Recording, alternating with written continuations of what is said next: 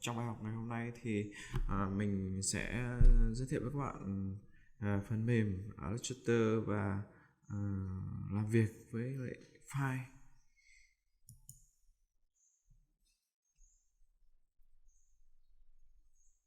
Đây là màn hình khởi động của phần mềm Illustrator nha các bạn. Phiên bản mình đang dùng phần mềm Illustrator là phiên bản 2020.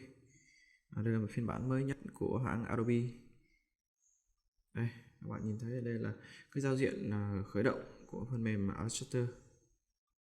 Hôm nay mình sẽ giới thiệu với các bạn là làm việc với lại file. Mình sẽ tạo một cái file mới.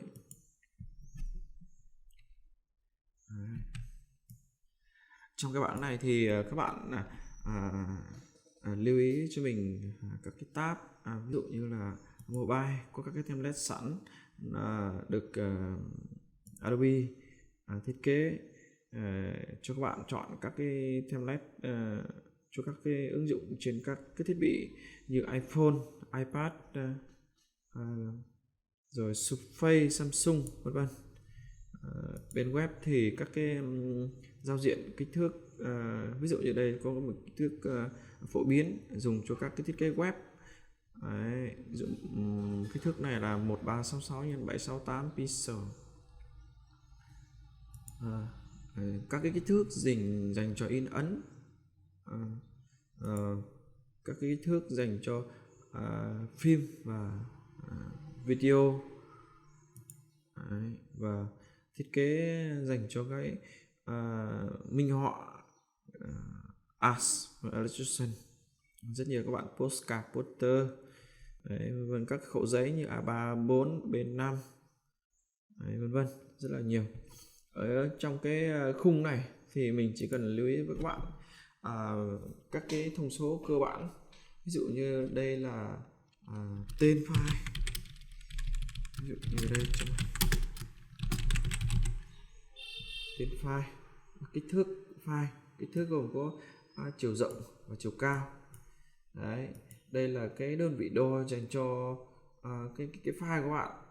Thường thì mình hay ở đây bạn chỉ cần lưu ý cho mình ba cái đơn vị đo mà hay dùng nhất, tức là mm, cm và pixel. Khi nào dùng đơn vị mm, cm, khi nào dùng pixel thì mình giới thiệu sơ qua cho các bạn biết. Tức là khi mà các bạn thiết kế dành cho các cái ấn bản điện tử, ví dụ như cho các ứng dụng, cho điện thoại, cho TV, cho web, thì các bạn dùng cái đơn vị đo là pixel các bạn. Còn khi các bạn thiết kế cho in ấn thì các bạn nên chọn cái kích thước, các bạn nên chọn cái khi các bạn thiết kế cho in ấn thì các bạn nên chọn cái đơn vị đo là cm hoặc là mm. Đấy, ở đây mình thiết kế cho, ví dụ như mình thiết kế cho các cái ấn bản điện tử, cho web, cho TV, cho các cái ứng dụng trên máy tính, điện thoại, thì mình dùng cái đơn vị đo là pixel. Đấy. Ở đây thì có hai cái khổ giấy, khổ giấy đứng và khổ giấy ngang.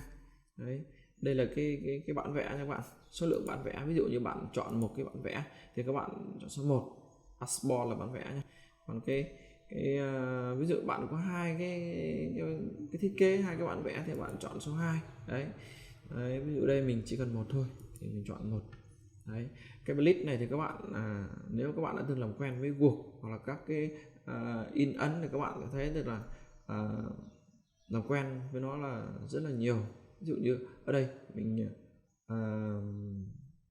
chừa xén, cái này là chừa xén các bạn, xén để khi mình thiết kế mình in ấn ra bên ngoài thì nó không bị mất cái phần thiết kế.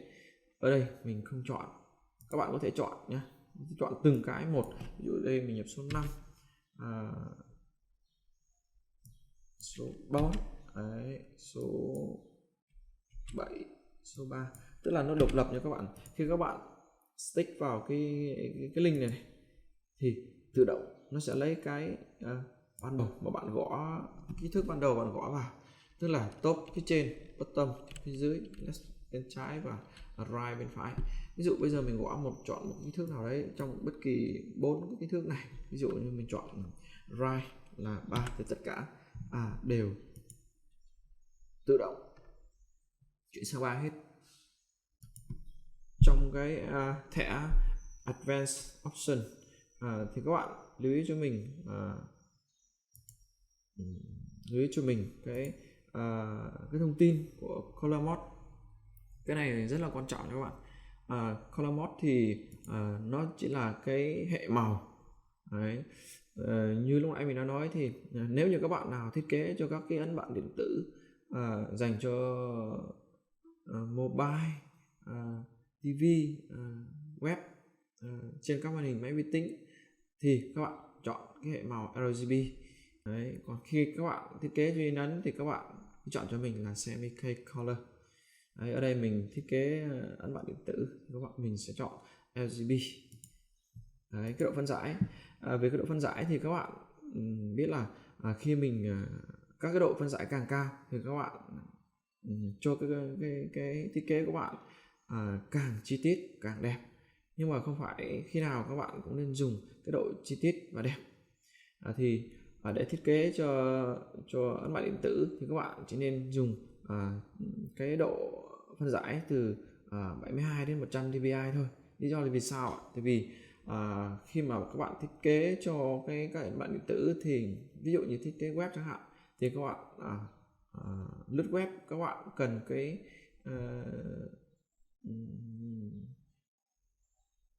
web của mình nó chạy nhanh, load nhanh. Một phần lớn là cái web nó có chạy nhanh được hay không là do các cái hình ảnh trong cái trang web ấy, và các cái hình ảnh ấy cái độ phân giải cao thì cái dung lượng của nó càng cao thì nó load ảnh càng chậm. Vì thế mình lưu ý các bạn là chỉ nên dùng cái kích thước độ phân giải bé thôi, từ 150 từ 72 đến 150. Còn khi các bạn thiết kế in ấn thì các bạn chọn cái kích thước càng cao thì khi in ra thì cái bản vẽ, cái thiết kế của bạn nó càng đẹp, càng chi tiết. Ví dụ như mình in thiết kế cho báo chí, báo in ấy, báo các bạn đọc hàng ngày, báo Tuổi Trẻ, báo Thanh Niên, rồi Tiền Phong các kiểu, thì các bạn chỉ cần các hình ảnh nó ở mức độ 150 ppi là được. Còn khi các bạn in cho cái thiết kế mà đòi hỏi chất lượng cao, ví dụ các cái poster, các cái tạp chí, ví dụ tạp chí thời trang nó chứa nhiều cái hình ảnh đòi hỏi phải đẹp, thì các bạn chọn cái độ phân giải cao 300 ppi đấy. Ví dụ như ở đây mình chỉ chọn 150 ppi thôi, tại vì mình thiết kế cho điện tử đấy. Về cái phần premode thì các bạn cũng không cần thiết phải để ý lắm. Ở đây more setting thì nó chỉ là cái phần mềm, cái phần mở rộng của cái này thôi, thì các bạn không cần thiết lắm đấy. Ở đây mình chọn cái khối ngang đấy, với kích thước ví dụ như mình hay cái thiết kế trong màn hình thì mình lấy cái độ phân giải là 1920 1080 đấy. Bản tạo file các bạn đấy, đây là cái file mình vừa tạo đấy. Các bạn thấy gì chưa ạ? Cái khung đỏ đỏ này là cái bleed này các bạn đấy. Khi các bạn thiết kế thì các bạn thiết kế tràn ra cái khung này để khi in ấn đấy. Đây giới thiệu các bạn sơ qua để các bạn biết.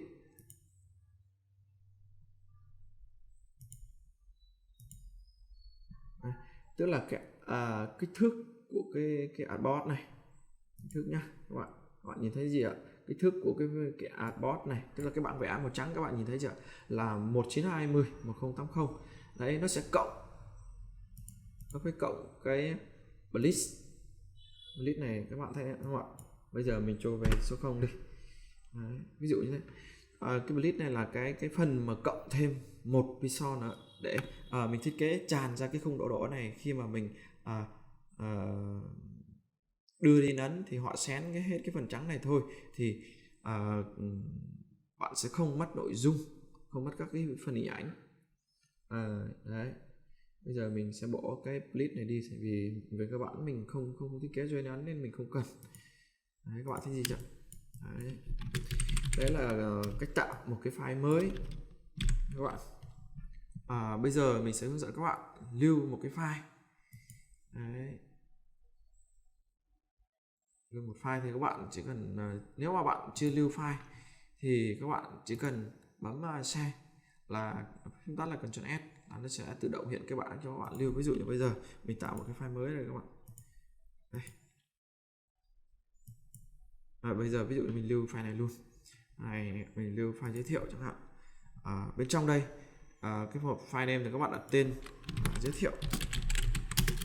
Nếu như các bạn chưa đặt tên bên trong cái hộp phía trong thì các bạn có thể đặt tên ở đây và lưu cái loại file. Ở đây mình chỉ lưu với các bạn lưu hai cái tên file chính mà mình hay lưu, tức là có thể mở trên cái phần mềm Illustrator này, tức là cái file Adobe Illustrator, tức là file phần đuôi mở rộng là .ai, là viết tắt của Adobe Illustrator. Cái đuôi thứ hai là cái đuôi EPS các bạn. Đấy, ở đây thì mình lưu ý với các bạn, mình lưu cái file Adobe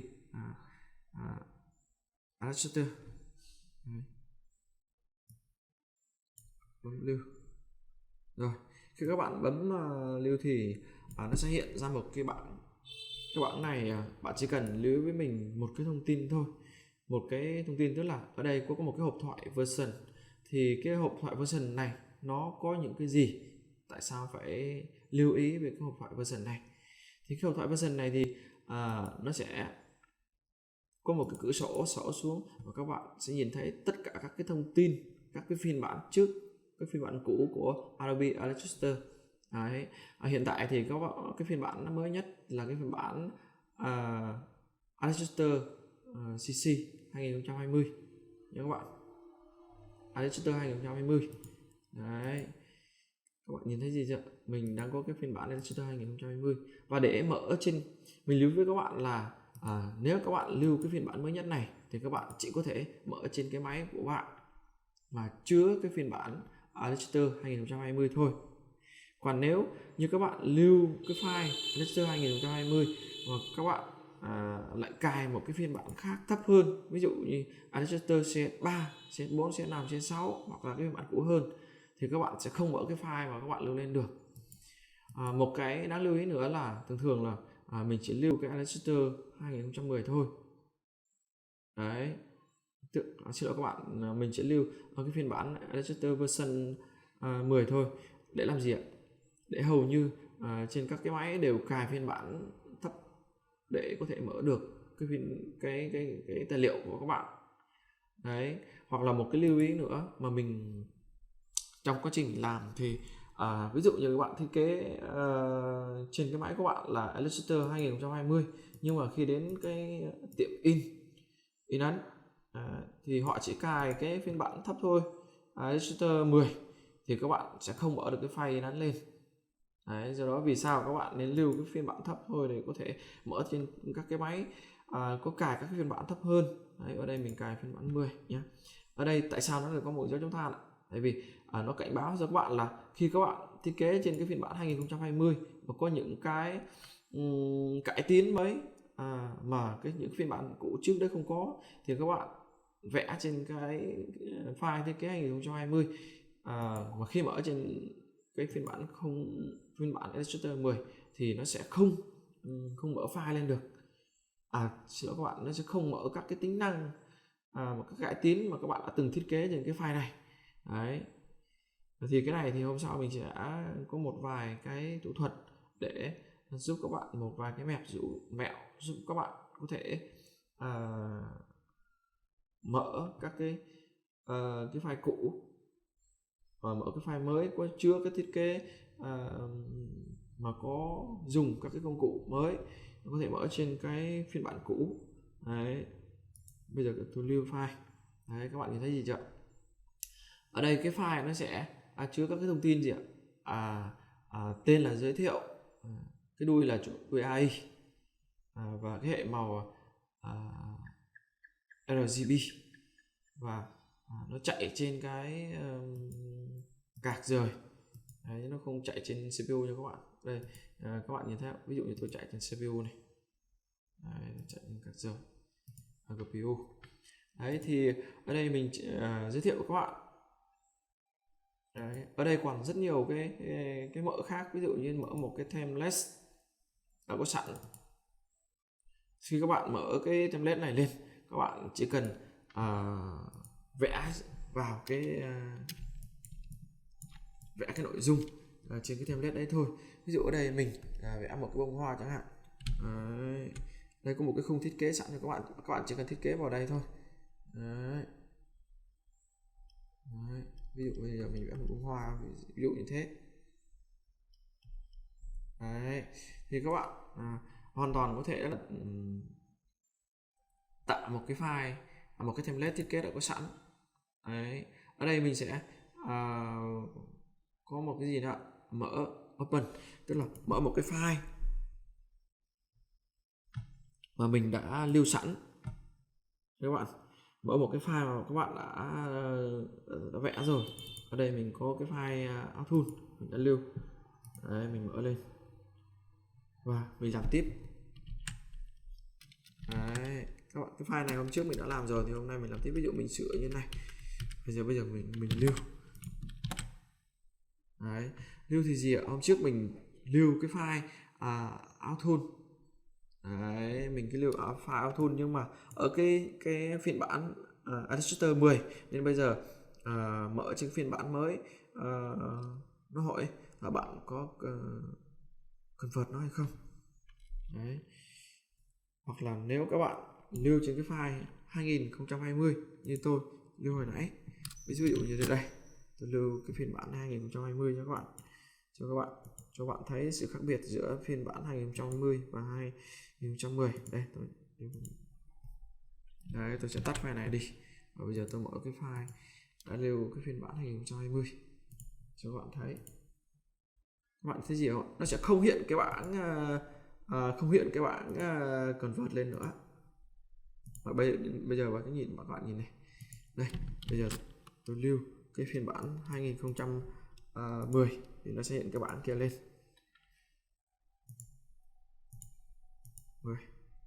Đấy, bây giờ tôi sẽ tắt đi và mở cái file này lên, nó sẽ có một cái bảng thông báo convert. Các bạn nhìn thấy gì đây chưa? Có một cái chữ convert. Đấy. Và bây giờ nếu các bạn chỉnh sửa cái file này, các bạn lưu file thì nó sẽ hỏi các bạn là có lưu cái file ở cái dạng phiên bản 2010 hay không, hay là lưu cái bản 2020. Đấy, các bạn nhìn thấy chưa? Rồi, ở đây có một cái hai cái thư mục nữa, tức là Open Recent File, tức là nó mở cái file mà các bạn vừa tắt xong. Đấy, cái này là cũng hay khi các bạn mở cái file mà mình mới thiết kế xong, không cần phải open hay là đi tìm một cái đường dẫn nào, mà tự động nó sẽ gợi ý cho các bạn mở một cái file mà các bạn vừa tắt. Browse in Bridge, tức là cái này mở trên một cái phần mềm khác của phần mềm khác quản lý ảnh, quản lý file của Adobe. Đấy, đây mình mở thử cho các bạn xem. Bạn nhìn thấy chưa? Nó sẽ mở một cái phần mềm Adobe Bridge lên cho các bạn. Đấy, đây mình có phần mềm Adobe Bridge CC. Đây, phần mềm này có gì hay ạ? Tức là cái phần mềm này nó sẽ hiển thị các cái hình ảnh mà các cái định dạng file của các cái tool mà của Windows không thể mở được. Ví dụ ở đây cái file Illustrator, các bạn thấy gì chưa? Đây, tôi phóng lớn cho các bạn xem. Các bạn thấy gì chưa? Đây, .eps các bạn. Thường thì cái file .eps thì cái file hệ thống của Windows nó sẽ không nhận dạng được, nó sẽ không review hình ảnh cho các bạn xem trước được. Thế các bạn không biết được cái hình như thế nào, các bạn có thể mở lên. Ví dụ bây giờ phải chọn một cái hình đèn lồng chẳng hạn, nhưng mà các bạn lại không biết là cái file nào có đèn lồng. Đấy, thì cái phần mềm này nó sẽ hiển thị cái hình ảnh cho các bạn xem trước, review cho các bạn xem trước. Các bạn lại chọn, các bạn mở, ví dụ như đây tôi mở cái file này. Đấy, click đúp vào thôi. Nó sẽ mở cái file này cho các bạn. Đấy, các bạn nhìn thấy chưa? Ok. Bài học đầu tiên của cái loạt video giới thiệu về cái phần mềm Illustrator của mình, cái đây là kết thúc. Mình hy vọng sẽ với những cái kiến thức bé bé của mình sẽ giúp ích cho các bạn trong cái công cuộc trở thành một cái nhà thiết kế chuyên nghiệp, graphic design chuyên nghiệp. Chúc các bạn thành công. Hẹn gặp lại các bạn vào các video lần sau.